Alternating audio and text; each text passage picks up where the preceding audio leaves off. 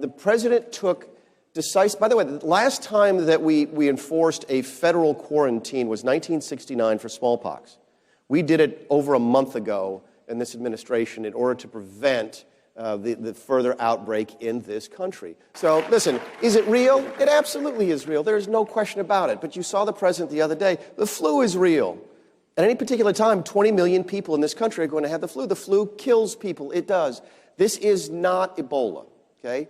And I'll tell you what that means in a sense. It's not SARS. It's not MERS. Why do we say that? When you look at the severity of diseases, one of the ways you can look at it is by looking at the percentage of people who get it who die. That's just, I know that's sort of hard-hearted, but that's how we look at it. That's probably how you would look at it. If I get a cold, am I going to die? No. Okay. If you get the flu, by the way, there's a less than 1% chance you're going to die from it. But it's very, very prevalent, and a lot of people get it. And that's why you hear, I think, last 10 years, about 350,000 Americans have died from the ordinary flu. Okay?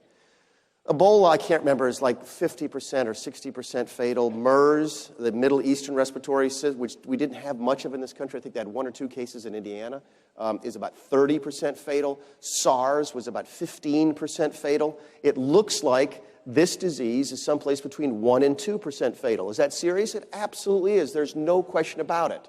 Okay? But it's not a death sentence. It's not the same as the Ebola crisis. Right. Now, it's much easier to get than Ebola. That's the one thing that concerns us about it, is how easy it is transferred. You could see that with what happened on the cruise ship in Japan.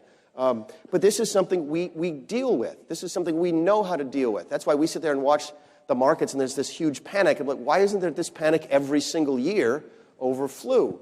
Because so many people do get it. We are the best country in the world prepared to do this. We have been preparing for this for years. We go through it every couple of years. There's some young people here. You may remember, just a couple years ago, we sent you home from school for a couple of days. I know we did that in South Carolina when my triplets were still in high school. We do it on a regular basis. Are you going to see some schools shut down?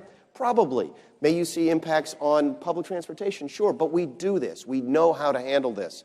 And so that's one of the things that that's the message you try and get out. Yeah. There are professionals who know how to handle this. There's professionals handling it, and we're going to do the very best that we can. Hey, NBC News viewers, thanks for checking out our YouTube channel. Subscribe by clicking on that button down here, and click on any of the videos over here to watch the latest interviews, show highlights, and digital exclusives. Thanks for watching.